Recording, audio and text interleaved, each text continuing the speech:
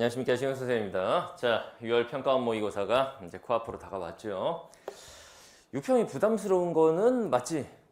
좀 하도 주변에서 이제 중요한 시험이라고 하니까 특히나 이제 재학생들 같은 경우, 재수생들이 이제 한번 봐봤잖아. 근데 재학생들 같은 경우는 좀 겁먹는 친구들이 많이 있는 것 같은데 쫄지 마세요. 왜냐? 수능 점수에 1점도 반영되지 않습니다. 그거 뭐 내신에 반영되나? 그렇지 않잖아. 다만 이제 그걸 활용해서 수시 모집을 지원하는 이제 가이드라인 뭐 이런 게 될 수 있기 때문에 여러분들이 좀 부담을 느끼는 것 같은데, 더군다나 이제 재학생들의 입장에서는 처음으로 이제 재수생들하고 성적이 합산된다고 하니까 거기서 오는 두려움 뭐 이런 게 있는 것 같아.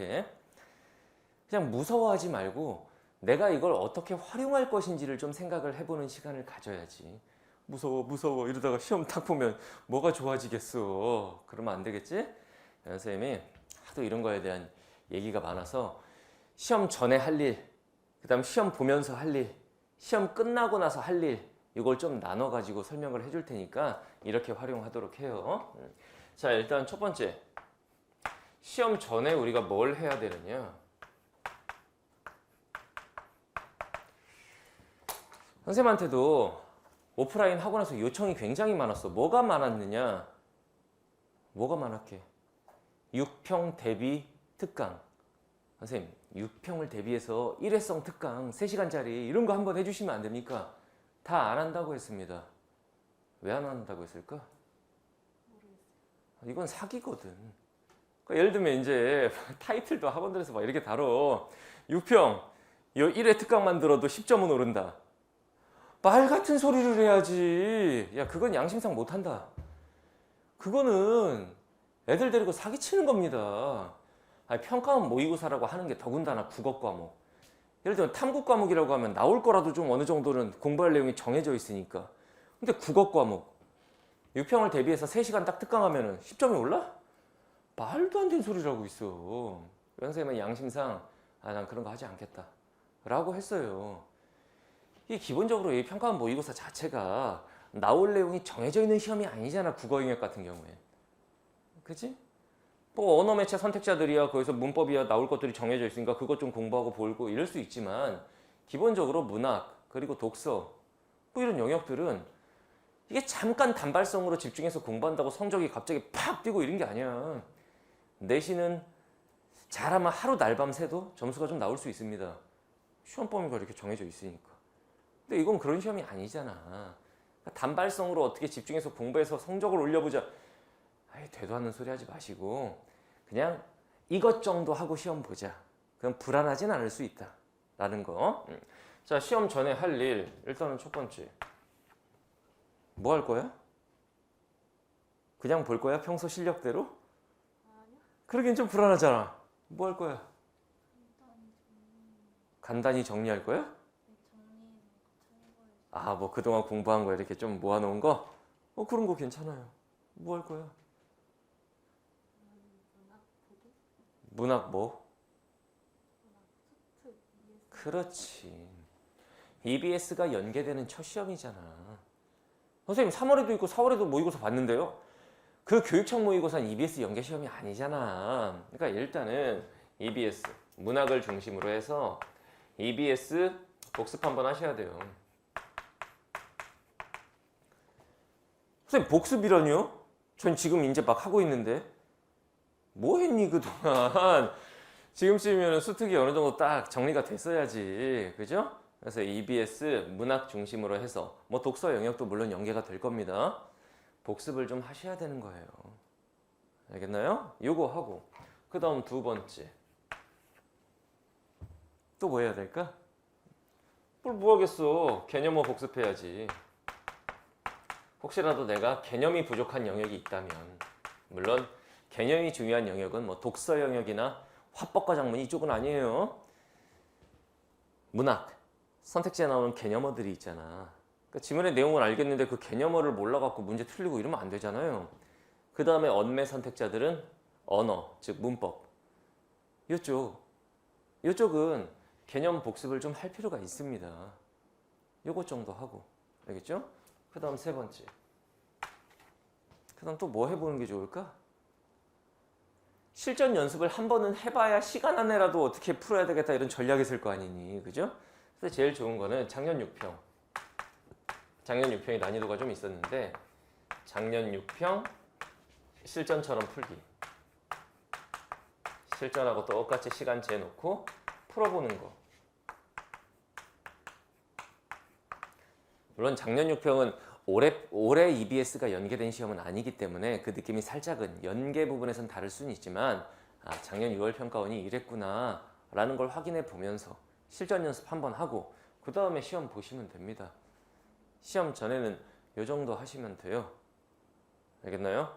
이 개념 복습도 너무 저기 할 필요 없어. 부담 가질 필요 없어. 문학 개념어랑 그 다음에 언매 선택자들 문법 말하는 거야. 화작 선택자들은 뭐 개념 복습한다고 뭐가 달라지는 건 딱히 없고. 알겠죠? 요 정도.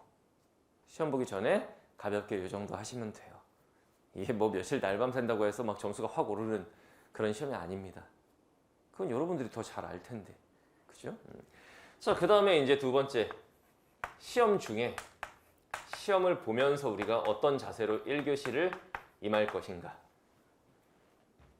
이것만 연습 잘해도 이제 좀 점수가 살짝 변화가 있을 수는 있는데 일단은 첫 번째, 시험 볼 때 제일 중요한 건 뭐냐면은 어떻게 시험을 운용할 것인지 그 연습을 한번 해보는 거지. 시험 보는 전략이죠. 알겠죠? 첫 번째 일단 생각을 해야 되는 거는 시간 안배에 대해서 좀 생각을 해봐야 돼. 시간 안배. 어떤 식으로 시간을 안배를 해서 문제를 풀 것인지. 알겠죠? 맨 앞에 이제 지금까지 나오던 대로 만약 출제가 된다면 앞에 독서 지문이 1번부터 17번까지 쭉 나올 텐데 거기까지 17번까지 딱 풀고 시계를 봤더니 8시 40분에 시작했는데 시계 딱 보니까 9시 반이야. 끝났습니다. 그 시험은 빠이빠이. 이렇게 될 거 아니야.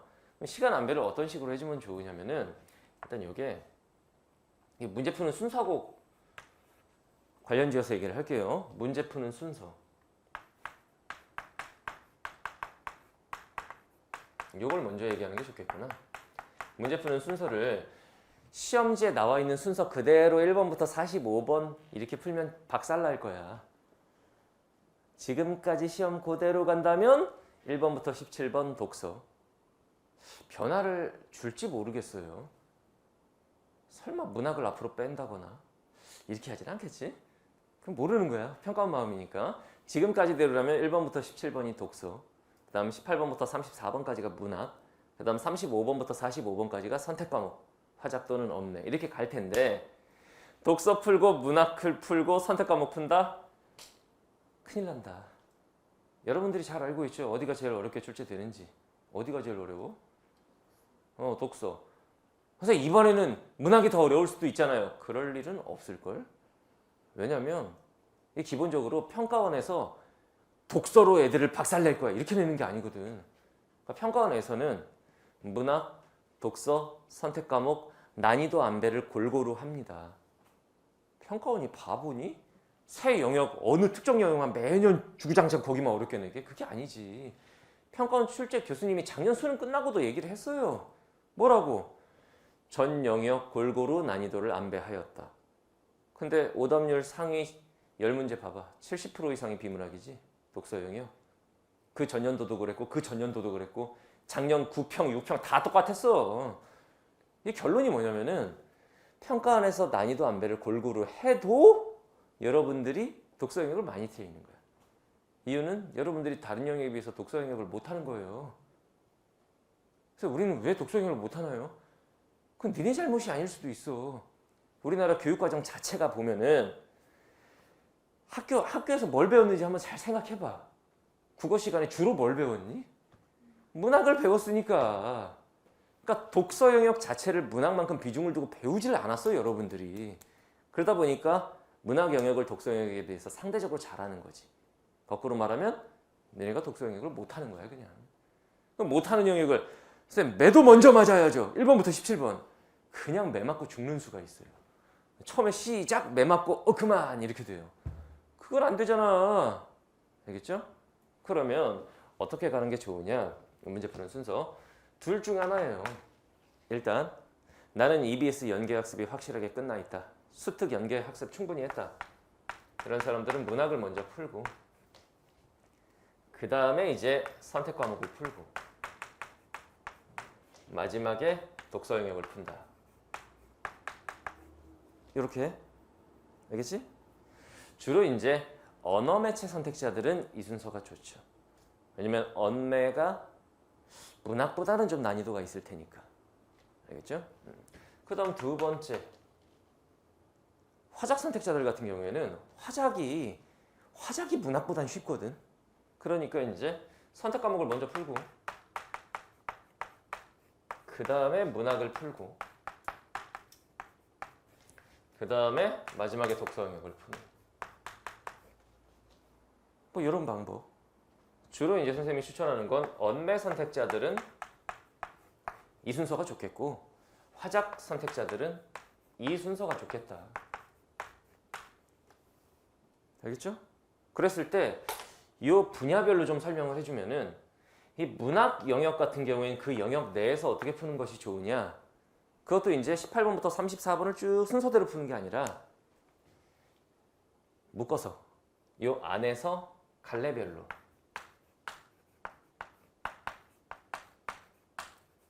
묶어서. 다시 말하면 시험지 자체는 이렇게 나올 수가 있다고. 현대시 나오고 고전소설 나오고 그 다음 고전시가 나오고 현대소설 나오고 뭐 이런 식으로 나올 수 있는 거거든. 뒤죽박죽. 근데 상식적으로 생각해보자. 시와 소설은 읽는 방법이 달라요. 문제 유형도 달라. 시 풀었다가 소설 풀었다, 다시 시 풀었다가 소설 풀었다. 이것보다는 현대시를 먼저 풀었으면 그 다음에 고전시가를 찾아서 풀어. 이게 요즘 말이냐 옛날 말이냐의 차이만 있지 지문을 읽어내는 방식이라든가 무엇보다 문제 유형이 똑같아요. 묻는 요소가 같다고. 무슨 말인지 알겠죠? 그러면 현대시 풀었으면 고전시가. 선생님 수필까지 같이 복합으로 나오면 어떡하죠? 그래도 그쪽 먼저 풀고 그 다음에 현대소설 풀었으면 그 다음 고전소설. 영역결이 묶어서 푸는 게 시험 보는 느낌이 다를 거야. 왜냐면은 두 지문 연속으로 같은 영역을 푼다고 생각해봐. 좀 편하잖아. 알겠죠? 이렇게 갈래별로. 그 다음에 이제 선택 과목. 선택 과목은 어떤 순서로 풀어야 되느냐? 화법, 예를 들어 화작 선택자는 이렇게 되겠지? 화법 단독 지문 3문제짜리, 그 다음 화작 융합 중간에 5문제, 그 다음에 장문 단독. 선생님 저는 거꾸로 풀겠습니다. 이렇게 변태적으로 풀지 마세요. 언매 선택자들은 이럴 수는 있지. 난 아직 문법이 잘 안 돼 있는데. 그러면은 매체 쪽 뒤에 6문제를 먼저 풀고 언어 쪽을 나중에 풀고 이럴 수는 있는데 그것도 별로 추천하지 않아. 지금 때가 어느 때인데 아직도 문법 하나도 안 돼 있다? 그러면 언매를 하지 마. 그럼 뭔가 잘못된 거예요. 지금쯤이면 언매 공부 한 번은 당연히 끝났어야 돼. 선택 과목은 순서대로. 순서대로 푸시는 거예요. 순서대로 이렇게 쭉. 알겠죠? 자, 그 다음에 독서 영역은 어떻게 풀어야 되느냐? 독서 영역은. 네, 희한한 애를 봤습니다. 독서 영역. 너 어디가 제일 약하니? 저요. 과학기술이요. 시험 볼 때 어떡하니? 그걸 먼저 풀어요. 왜 그런 선택을 할까 도대체? 시험은 첫인상이라는 게 되게 중요해. 첫인상 딱 어떤 지문을 특정 영역 들어가서 첫 지문을 딱 봤는데 너무 어려워. 그 뒤에 다 말리는 거야 이제. 알겠죠? 독서 영역 어떻게 가면 되느냐? 쉬운 것부터 난이도 순으로. 난이도 순으로. 쉬운에서 어려운으로. 선생님이 추천하는 순서는 요거예요. 일단 1번, 2번, 3번 간단한, 짧고 간단한 독서론 지문이 나오겠죠. 뭔지 알지? 독서론 지문?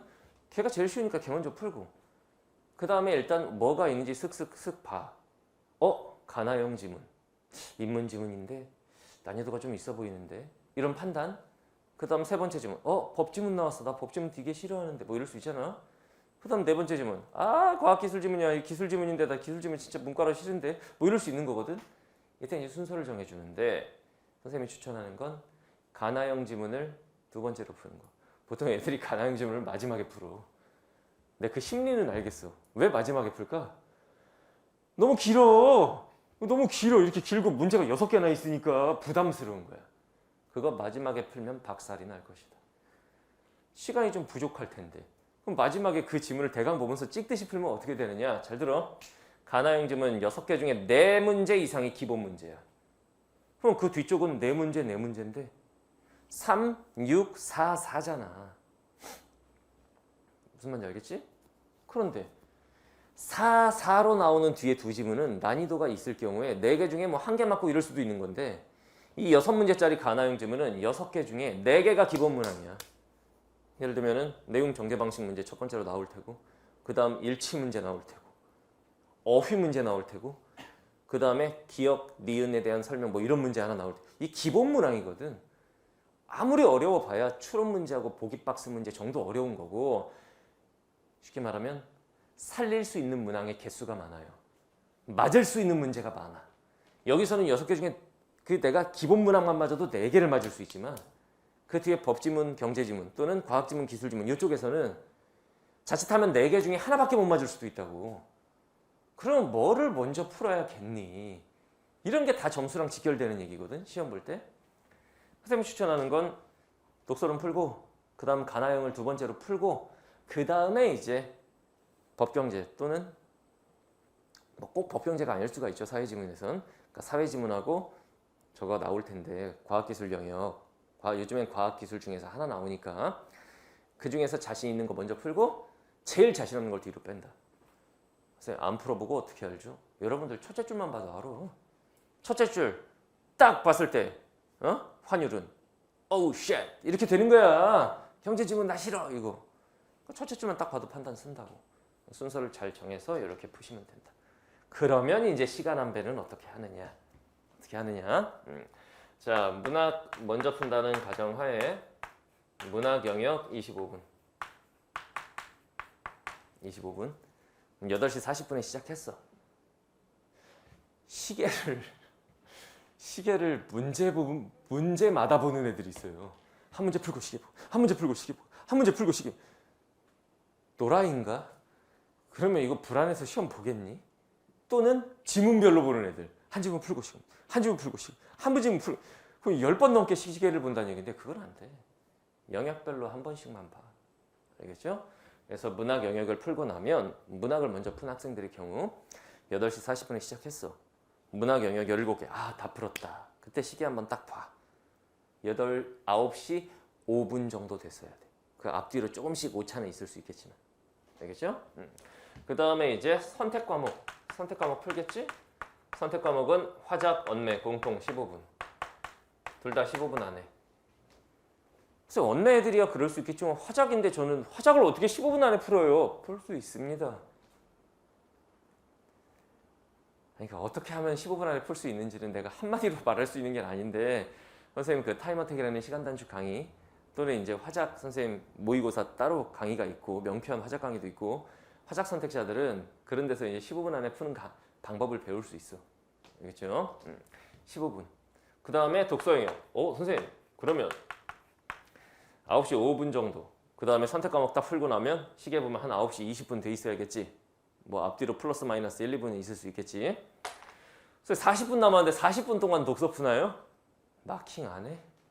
마킹도 해야 되잖아. 독서 영역은 30분 잡으시면 돼요. 30분. 그럼 계산해봐. 40분, 70분, 10분 남았네?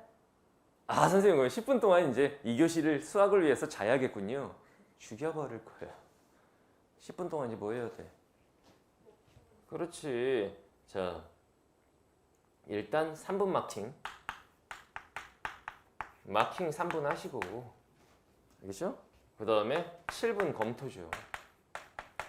검토할 시간이 없는 친구들. 다시 말하면 시간이 부족해서 뒷부분 한두 줄 막 냅다 찍고 이런 사람들 1등급은 없다. 검토할 시간이 반드시 있어야 된다.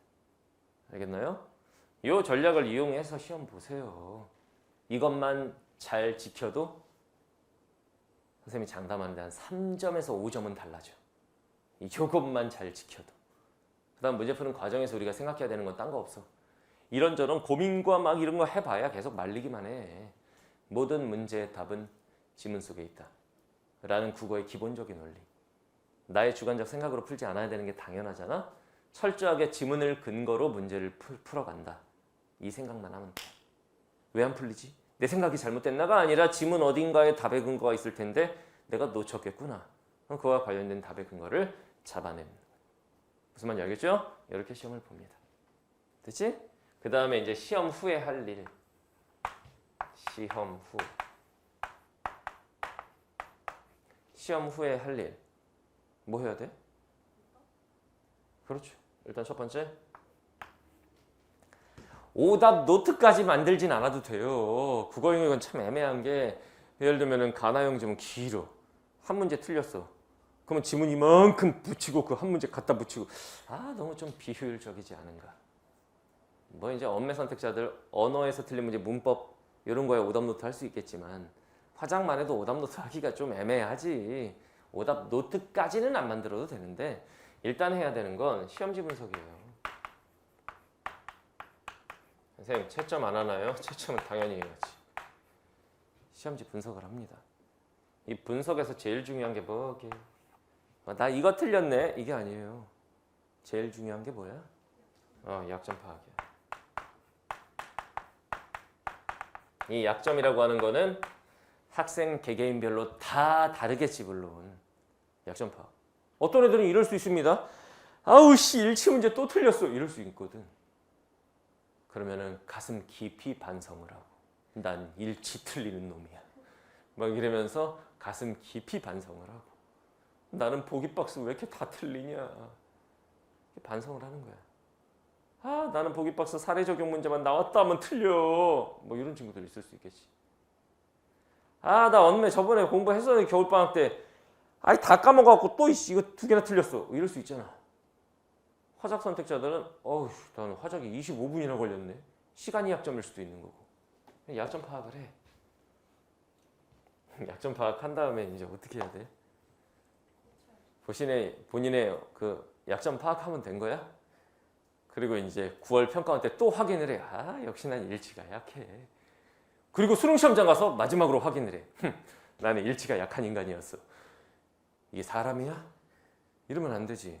약점 파악이 됐으면 당연히 보완 학습을 하셔야 되는데 이 보완 학습을 단순하게 나는 문법 많이 까먹어서 문법 영역 보완 학습해야지 이렇게 하지 마시고 보완 학습은 영역별로 내가 영역별로는 이 부분이 문제가 있구나.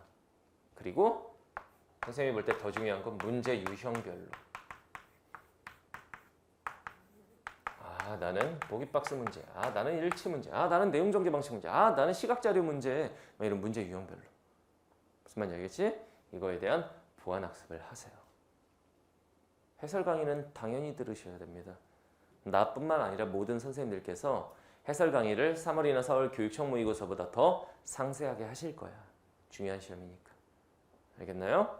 그래서 이 정도를 생각하고 시험 보시면 돼요. 너무 막 부담 갖고 그럴 필요는 없습니다. 알겠나요? 모의고사잖아. 모의고사가 뭐니? 고사는 시험이란 뜻이고 모의, 시뮬레이션이란 뜻이야. 다시 말하면 모의고사야. 우리말로 바꾸면 가짜 시험. 가짜 시험이야. 그거에 너무 목맬 필요는 없고 그 시험을 잘 활용해서 내가 앞으로 어떻게 공부할 것이냐에 대한 전략을 잘 짜는 어떤 도구로 삼으면 됩니다. 우리한테 중요한 건 수능입니다. 수능. 알겠죠? 그래서 이렇게 평가원 모의고사 잘 치르시고 우리 해설 강의에서 만나도록 할게요. 해설 강의 선생님이 다른 모의고사보다 더 상세하게 자세하게 해줄게요. 그 다음 어떻게 앞으로 공부를 해나가야 되는지도 해설 강의에서 자세히 설명을 하겠습니다. 알겠죠? 다들 힘내서 6평 잘 보시고 우리 해설 강의에서 봅시다.